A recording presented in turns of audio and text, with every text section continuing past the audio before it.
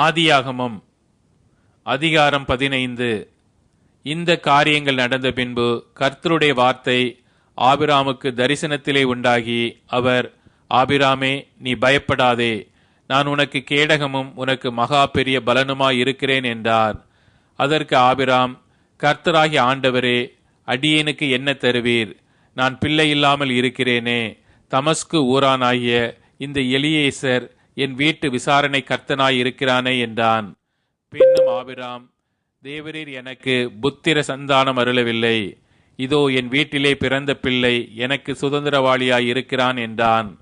அப்பொழுது கர்த்தருடைய வார்த்தை அவனுக்கு உண்டாகி, இவன் உனக்கு சுதந்திரவாளி அல்ல, உன் கற்ப பிறப்பாய் இருப்பவனே உனக்கு சுதந்திரவாளியாவான் என்று சொல்லி, அவர் அவனை வெளியே அழைத்து, நீ வானத்தை அண்ணாந்து பார், நட்சத்திரங்களை எண்ண உன்னாலே கூடுமானால் அவைகளை எண்ணு என்று சொல்லி, பின்பு அவனை நோக்கி, உன் சந்ததி இவ்வண்ணமாய் இருக்கும் என்றார்.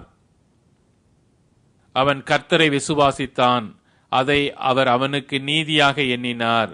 பின்னும் அவர் அவனை நோக்கி, இந்த தேசத்தை உனக்கு சுதந்திரமாக கொடுக்கும் பொருட்டு உன்னை ஊர் என்கிற கல்தேயருடைய பட்டணத்திலிருந்து அழைத்து வந்த கர்த்தர் நானே என்றார். அதற்கு அவன், கர்த்தராகிய ஆண்டவரே, நான் அதை சுதந்திரித்துக் கொள்வேன் என்று எதினால் அறிவேன் என்றான். அதற்கு அவர், 3 வயது கிடாரியையும் 3 வயது வெள்ளாட்டையும் 3 வயது ஆட்டுக்கடாவையும் 1 காட்டு புறாவையும் 1 புறா குஞ்சையும் என்னிடத்தில் கொண்டு வா என்றார். அவன் அவைகள் எல்லாவற்றையும் அவரிடத்தில் கொண்டு வந்து அவைகளை நடுவாக துண்டித்து துண்டங்களை ஒன்றுக்கொன்று எதிராக வைத்தான். பட்சிகளை அவன் துண்டிக்கவில்லை. பறவைகள் அந்த உடல்களின் மேல் இறங்கின. அவைகளை ஆபிராம் துரத்தினான். சூரியன் அஸ்தமிக்கும் போது ஆபிராமுக்கு அயர்ந்த நித்திரை வந்தது. திகிலும் காரிருளும் அவனை மூடிக்கொண்டது.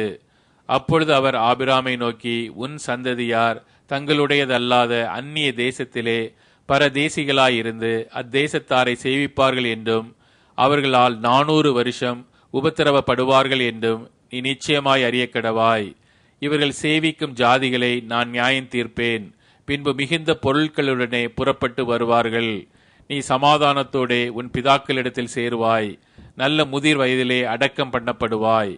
4ஆம் தலைமுறையிலே அவர்கள் இவ்விடத்திற்கு திரும்ப வருவார்கள். ஏனென்றால் எமோரியருடைய அக்கிரமம் இன்னும் நிறைவாகவில்லை என்றார். சூரியன் அஸ்தமித்து காரிருள் உண்டான பின்பு இதோ புகைகிற சூளையும் அந்த துண்டங்களின் நடுவே கடந்து போகிற அக்கினி ஜுவாலையும் தோன்றின. அந்நாளிலே கர்த்தர் ஆபிராமோடே உடன்படிக்கை பண்ணி எகிப்தின் நதி துவக்கி ஐபிராத்து நதி என்னும் பெரிய நதி மட்டுமுள்ளதும் கேனியரும் கெனீசியரும் கத்மோனியரும் ஏத்தியரும் பெரிசியரும் ரெப்பா ஈமியரும் எமோரியரும் கானானியரும் கிர்காசியரும் எபூசியரும் என்பவர்கள் இருக்கிறதுமான இந்த தேசத்தை உன் சந்ததிக்கு கொடுத்தேன் என்றார்.